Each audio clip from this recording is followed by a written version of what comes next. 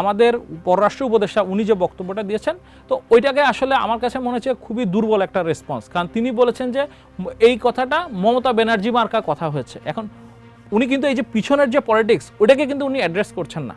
ভারতীয় মিডিয়ার এই অবস্থান এরকম কেন? তারা কেন আসছে না এবং তারা কেন বারবার প্রপাগান্ডা ছড়াচ্ছে? এগুলো তো সব পাবলিক ওন্ড মিডিয়াও না। বাংলাদেশ সরকার একটা বিষয় স্পষ্টভাবে করতে পারে যে বাংলাদেশের বিরুদ্ধে যত ক্যাম্পেইন চলছে সেগুলোর প্রতিটিকে অ্যাড্রেস করতে হবে, এবং সেটা প্রতিটি অ্যাড্রেস করবে কিভাবে, সেটাকে হলো যে আপনার প্রপার ওখানে ইনভেস্টিগেশন হবে, সেখানে প্রপার ইনফরমেশন দেওয়া এবং গ্লোবালি সেই ইনফরমেশনগুলোকে ডিসেমিনেট করা। গতকাল ভারতের আগরতলায় বাংলাদেশের সহকারী হাইকমিশনে একটি বর্বরোচিত হামলার ঘটনা ঘটেছে। এই হামলায় হাইকমিশনে ভাঙচুর হয়েছে, পতাকা নামিয়ে ছিঁড়ে ফেলা হয়েছে। কিন্তু এই ঘটনার পেছনে কারণ কি? কারা এর মদদ দিয়েছেন? এই ঘটনার পিছে কি আরও বড় কোনো ঐতিহাসিক বা রাজনৈতিক প্রেক্ষাপট রয়েছে?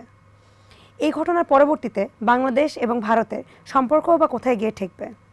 এই প্রশ্নগুলোর উত্তরই আজ খুঁজব স্টার ভিউজ রুমে। আমি আপনাদের সাথে আছি আদ্রিতা কবির। আমাদের সাথে আছেন দ্য ডেইলি স্টারের সিনিয়র সাংবাদিক এবং গবেষক Shamsuddoza Sajen. Welcome to our show. আপনাকেও ধন্যবাদ। সাজেন ভাই, আমি সরাসরি মুদ্রার কথায় চলে আসি। গতকাল যে বাংলাদেশ সহকারী হাইকমিশনে হামলাটি হয়েছে, এই হামলাটির পিছনে আপনার কি মনে হয় যে বড় কোনো রাজনৈতিক বা অন্য কোনো প্রেক্ষাপট রয়েছে? ভারতে কিভাবে এই হামলার প্রেক্ষাপট তৈরি হলো? আচ্ছা, গতকালকের এই যে হামলাটার পরে বাংলাদেশ সরকার তারা একটা স্টেটমেন্ট দিয়েছে। সেখানে তারা একটা বিষয় স্পষ্টভাবে বলেছে যে এই হামলাটা কোনো একটা সাধারণ হামলা না, এটা একটা পরিকল্পিত হামলা। এবং এটার কারণ হিসেবে তারা বলেছে, যখন এই আমাদের যে আগরতলায় অ্যাসিস্ট্যান্ট হাইকমিশনার যে অফিসটা, তার সামনে সেখানে যে সমাবেশ হয়েছে, সেই সমাবেশটা করার অনুমতি দেওয়া বা সেখান থেকে যখন ওখান থেকে আক্রমণের যে বিষয়টা, সেখানে পুলিশের যে ভূমিকা, কারণ আমরা জানি যে একটা দেশের এই যে কনসুলেট বলেন বা হাইকমিশন অফিস বলেন, এগুলো হলো অত্যন্ত সেন্সিটিভ এরিয়া এবং এখানে সর্বোচ্চ মাত্রায় সিকিউরিটি দিতে হয়। ফলে ওই রকম একটা জায়গায় তার অতি নিকটে সমাবেশ করতে দেওয়া এবং তারপরে সেখানে হামলা হলো এবং সেখানে পুলিশের কোনো ভূমিকা না থাকা, তো এই বিষয়গুলোকে বাংলাদেশ সরকারও সঠিকভাবে চিহ্নিত করেছে পরিকল্পিত একটা আক্রমণ হিসেবে। এবং তারা আরেকটা রেফারেন্সও বলেছে, যেটাকে তারা বলছে যে একটা প্যাটার্ন আছে এই আক্রমণের। সেটা হলো নভেম্বরের 28 তারিখ আমরা দেখেছি কলকাতাতেও আমাদের যে হাইকমিশনার রয়েছে সেখানেও কিন্তু আক্রমণ হয়েছে ওই অফিসটাতে। তো ফলে একটার পর একটা বাংলাদেশের যে অফিসগুলো রয়েছে সেখানে আক্রমণ হচ্ছে। তো এই বিষয়টা, তো এটা শুধুমাত্র পরিকল্পিত এই জায়গাটুকু দেখলে বুঝতে আমরা ভুল করব আর কি।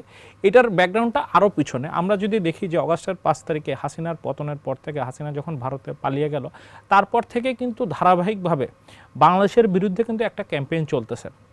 সেটার মূলত নেতৃত্ব দিচ্ছে আমরা দেখছি ইন্ডিয়ান মিডিয়া এবং ইন্ডিয়ার যে সরকারি দল বিজেপি এবং তাদের বিভিন্ন সংগঠনরা, এবং তাদের শুধুমাত্র ভারতে নয়, তাদের ভারতের বাইরে বিভিন্ন দেশে, সেটা আমেরিকায় বলতে পারি, আমরা যুক্তরাজ্য বলতে পারি, এবং বিশ্বের বিভিন্ন গণমাধ্যমে তাদের যে লোকগুলো রয়েছে তারাও কিন্তু ওই বাংলাদেশের বিরুদ্ধে ক্যাম্পেইন চালাচ্ছে।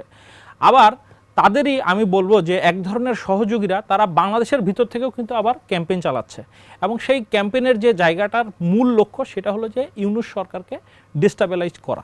এবং সেই জায়গাটাকে আমরা দেখছি সেটা তারা কি হিসেবে নিচ্ছে।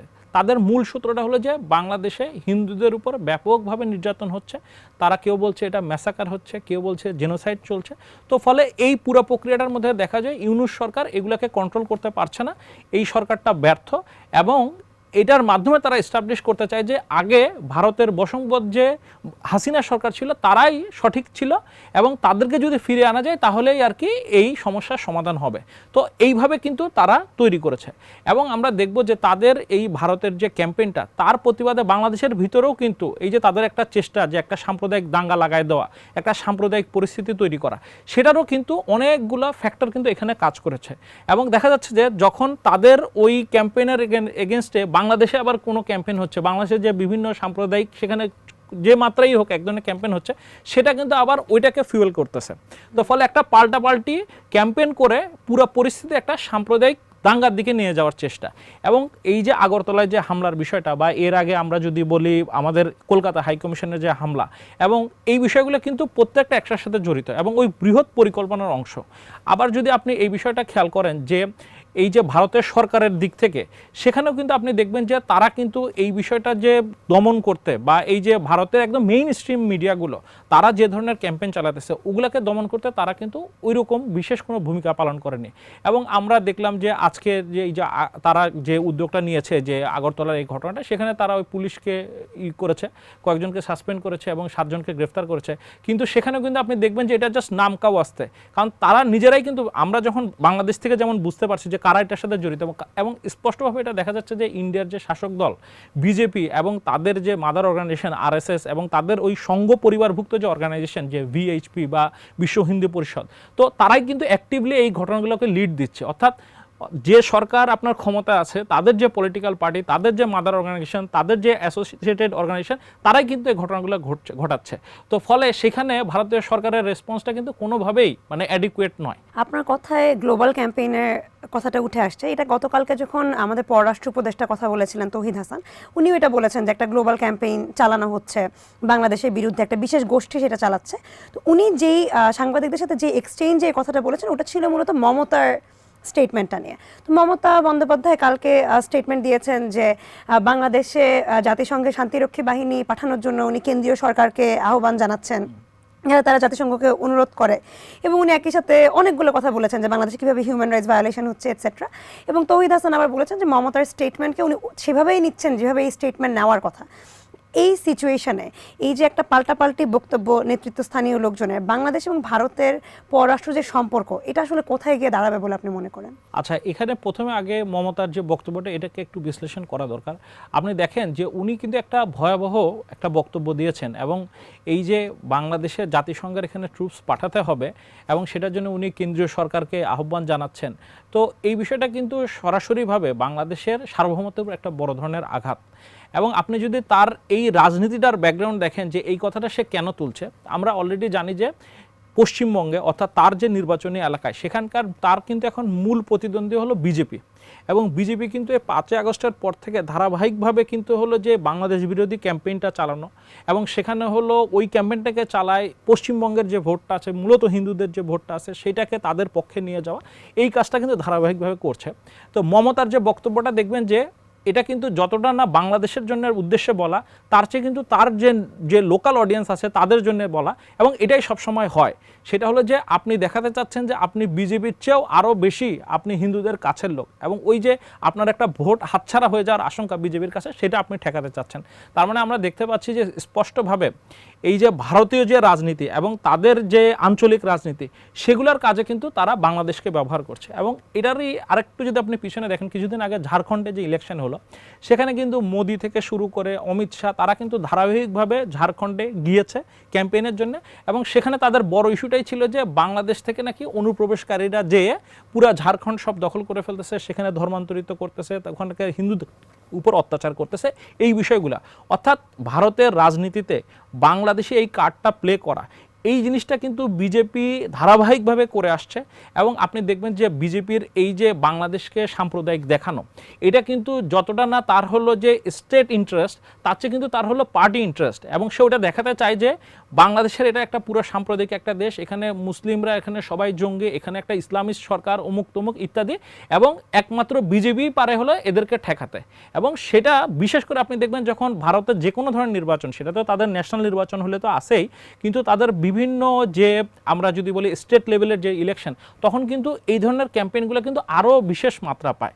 তো ফলে ওই জায়গাটা আমাদেরকে একটা বড় আকারে বোঝার দরকার। আর এর রেসপন্সে আমাদের পররাষ্ট্র উপদেষ্টা উনি যে বক্তব্যটা দিয়েছেন, তো ওইটাকে আসলে আমার কাছে মনে হচ্ছে খুবই দুর্বল একটা রেসপন্স। কারণ তিনি বলেছেন যে এই কথাটা মমতা ব্যানার্জি মার্কা কথা হয়েছে। এখন উনি কিন্তু এই যে পিছনের যে পলিটিক্স, ওইটাকে কিন্তু উনি অ্যাড্রেস করছেন না।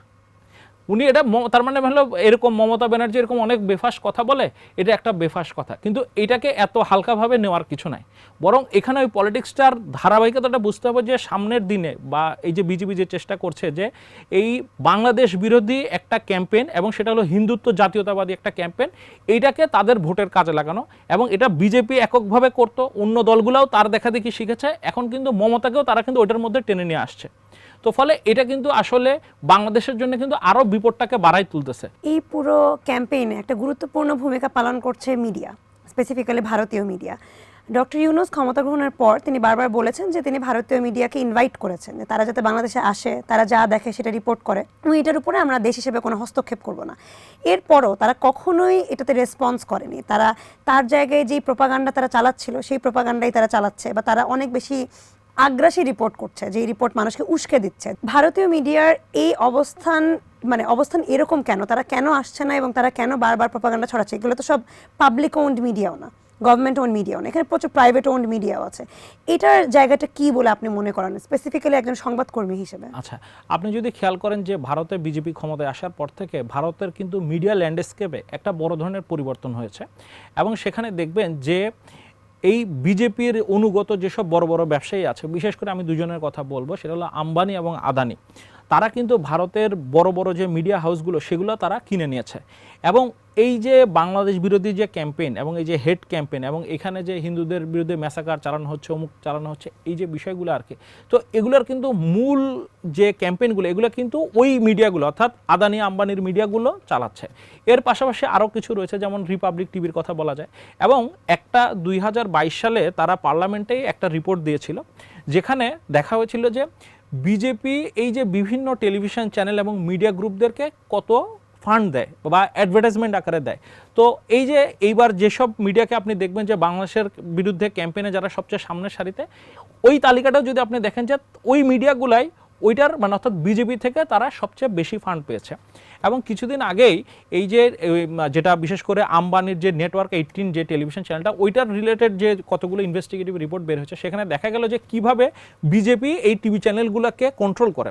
তো দেখা গেছে যে সেখানে শুধুমাত্র পত্রিকা বা টেলিভিশন চ্যানেলের বক্তব্য কি হবে, সেখানে কি প্রোগ্রাম হবে, শুধু সেগুলো কন্ট্রোল না, ইভেন যে সাংবাদিকরা কাজ করে তারা যখন ওই চ্যানেলটা ছেড়ে বের হয়ে যাচ্ছে তখনও তাদের জীবনকে কন্ট্রোল করার চেষ্টা করছে বা তাদের লেখালেখিকে কন্ট্রোল করার চেষ্টা করছে বিজেপি এবং তার সাথে এই কোম্পানিগুলোর ওনারগুলো।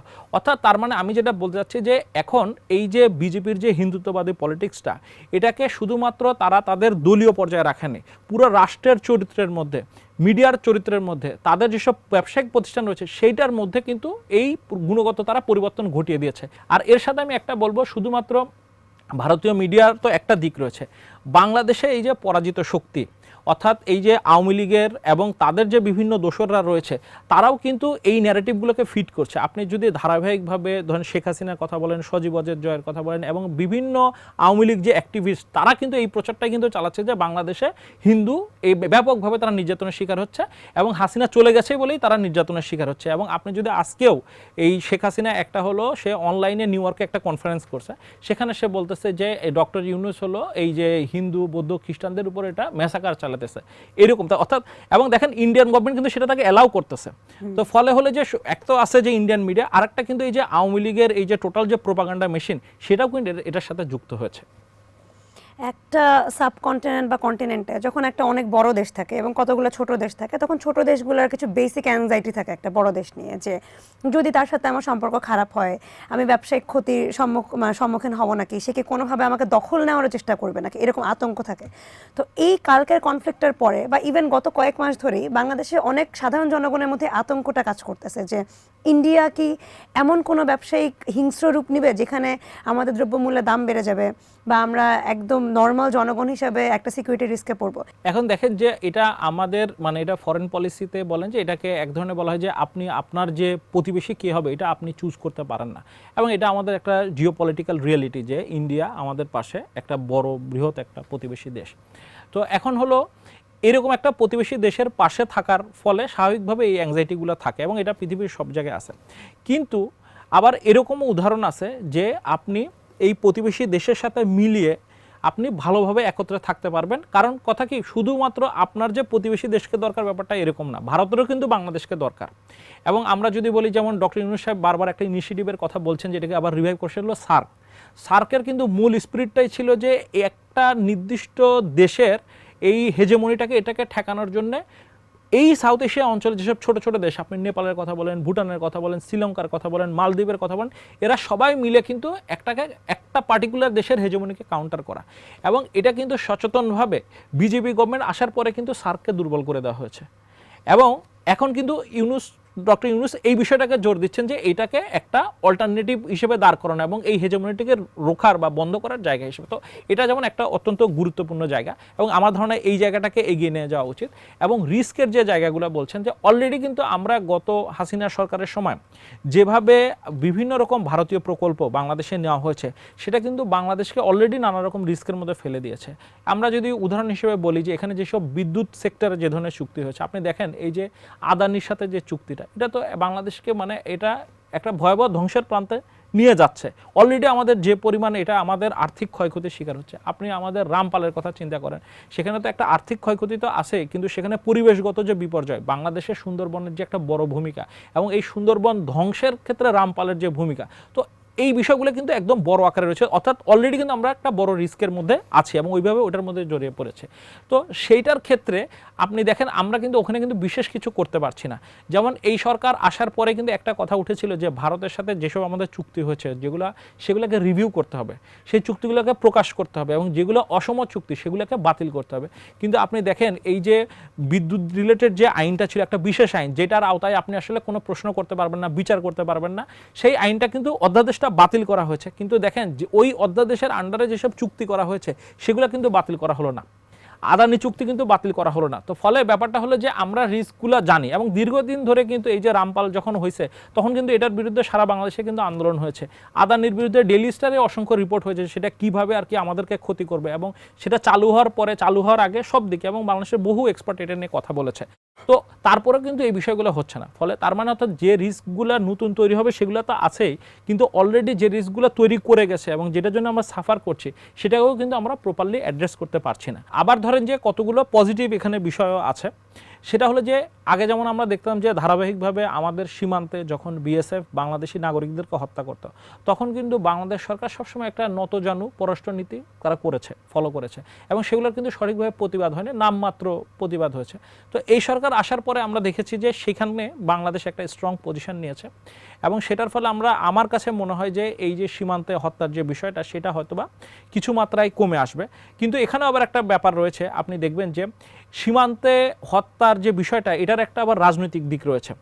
কারণ মানে বাংলাদেশ থেকে যখন একটা মানুষ ইন্ডিয়ায় যায়, কারণ আমাদের সীমান্তবর্তী এলাকাগুলো যে সেখানে আমরা জানি যে ওখানে গরিব বা ওখানে দারিদ্র্যের সংখ্যাটা বেশি, ফলে তারা ওখানে কাজ না পেয়ে তারা অনেকেই ইন্ডিয়ার ভিতরে যায় এবং এটা পৃথিবীর যে কোনো বর্ডারে এই ঘটনাটা ঘটে।